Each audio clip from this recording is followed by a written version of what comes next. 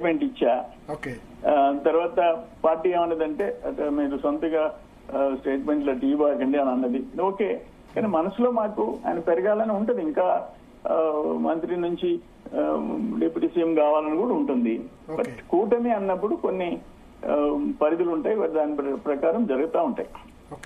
ఎట్లా బ్యాలెన్స్ చేస్తారు అటు పవన్ కళ్యాణ్ ని, ఇటు లోకేష్ ని, తర్వాత భారతీయ జనతా పార్టీ ఆస్పిరేషన్స్? మూడు పార్టీలు కూడా పెద్ద లీడర్స్ ఉన్నారు కదా. ఏం లేదండి, ఇప్పుడు దాంట్లో పవన్ కళ్యాణ్ గారు కూడా పబ్లిక్ ఇంట్రెస్ట్ తప్ప పర్సనల్ ఇంట్రెస్ట్లు ఏం లేవు ఆయనకి. ఆయన ఏదన్నా ఉంటే ఆయనకి ఏదైనా ఆలోచన వచ్చింది, ఏదైనా ఇష్యూస్ ఆయన హర్ట్ అయితే ఇమ్మీడియట్ గా బాబు గారితో చెప్తాడు. వాటిని ఓన్ చేసుకుంటుంది కూటమి ప్రభుత్వం. పవన్ కళ్యాణ్ గారు ఆయనేమి మిగతా పాలిటీషియన్స్ మాదిరి కాదు.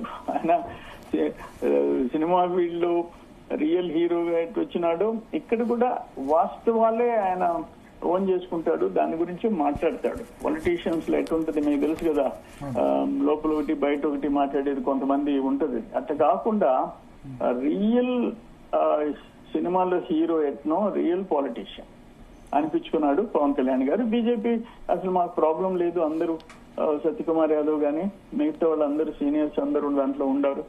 అందరం కలిసి ఒకే మాట ఒకే బాటగా పోతున్నాము, దాంట్లో డౌట్ లేదు.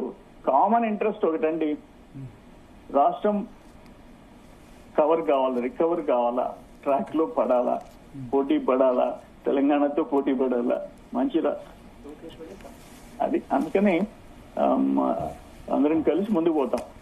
సార్ ఒకటి, ఇప్పుడు జగన్ తో కూడా ఇదే రకమైన క్లోజ్నెస్ మెయింటైన్ చేసింది కదా బీజేపీ గాని, ప్రధానమంత్రి నరేంద్ర మోడీ గాని. నిర్మలా సీతారామన్ అయితే దత్తపుత్రుడు జగన్ అని కూడా అన్నారు, ప్రధానమంత్రి నరేంద్ర మోడీ దత్తపుత్రుడని.